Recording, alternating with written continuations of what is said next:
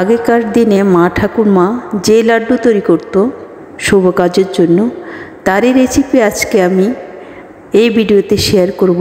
আমি অর্চনা, আপনারা দেখছেন অর্চনার রান্নাঘর। আজকে তৈরি করব ঐতিহ্যবাহী সেই স্পেশাল লাড্ডু। চলুন, লাড্ডু তৈরি করতে কী কী উপকরণ লাগে সেটি এই ভিডিওতে দেখাবো। প্রথমে লাড্ডুর মেন উপকরণ ছাতু নিলাম। এই ছাতুর মধ্যে বিভিন্ন রকমের ডাল আছে, চাল আছে, গম আছে, যেমন ডাল, মটর ডাল, খেসার ডাল, বুটের ডাল, হেলেন ডাল। সবগুলোকে আলাদা আলাদা করে ভেজে নিলাম। ভেজে নেওয়ার পরে একসাথে করে সবগুলোকে তার মধ্যে মৌরি মানে মিষ্টি জিরা ভেজে দিলাম এবং ধনিয়া ভেজে দিলাম। এগুলোকে মেশিনে গুঁড়ো করে নিয়ে আসলাম।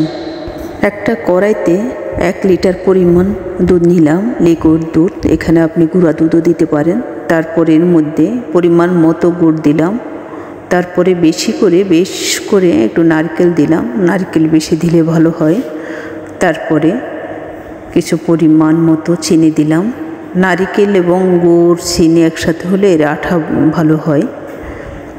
তারপরে এর মধ্যে ভালো করে নেড়ে নিলাম। নেড়ে নেওয়ার পরে এর মধ্যে একটু তেজপাতা, এলাচ দিয়ে দিলাম ফ্লেভারের জন্যে। এইভাবে বলক দিয়ে যদি ভালো করে ফুটে আসে, নেড়ে ছেড়ে দেখবেন আটা হচ্ছে কি না।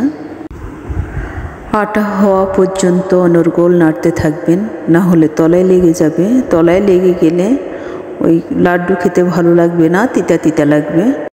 এগুলো এখন হয়ে গেছে। এখন চুলার আঁচ বন্ধ করে দেব।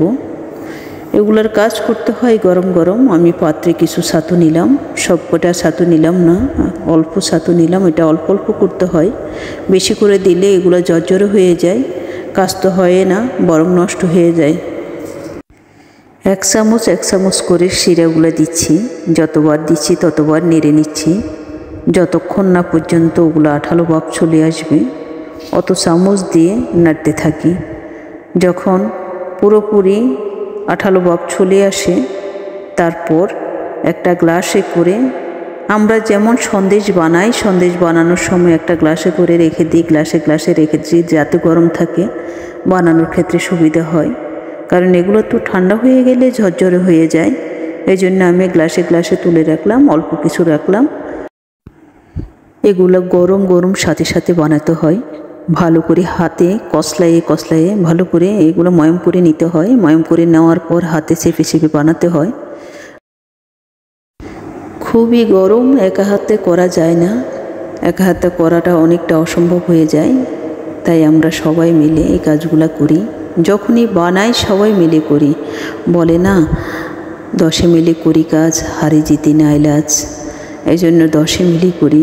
খুবই মজা লাগে সবাই মিলে করতে, যেহেতু এগুলো একার দ্বারা সম্ভব না, অসম্ভব সুস্বাদু এগুলো একসময় মা ঠাকুমারা করতো।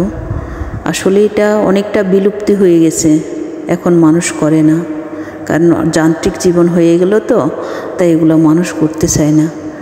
এগুলো যেমনি সুস্বাদু, অন্যরকম স্বাদ। অন্যান্য লাড্ডুর চেয়ে এই লাড্ডুটা অনেক স্বাদ, কয়েকদিন রেখে খাওয়া যায়। আমি একসাথে অনেকগুলো ছাতু করে নিই। এগুলো অল্প অল্প যখনই খেতে ইচ্ছে করে একটু করে বানাই। কয়দিন খাওয়ার পর যখন শেষ হয়ে যায় আবারই বানাই। এগুলো আমি মাঝে করি, আমার মা করে দেয়। হয়ে গেল আমার ঐতিহ্যবাহী সেই স্পেশাল লাড্ডু। মা ঠাকুরমারা আগে শুভ কাজের জন্য এই লাড্ডুগুলো তৈরি করত। বিভিন্ন সময় দেখা গেছে মানুষের যখন সন্তান সম্ভব হয়, 7 বক্ষণের সময় এবং বিয়ের সময় এই লাড্ডুগুলা দিত। নমস্কার বন্ধুরা, আমি অর্চনা, আপনারা দেখছেন অর্চনার রান্নাঘর। বন্ধুরা, আমার ভিডিও যদি একবারের জন্য ভালো লেগে থাকে, অবশ্যই লাইক কমেন্ট করে পাশে থাকবেন আপনারা।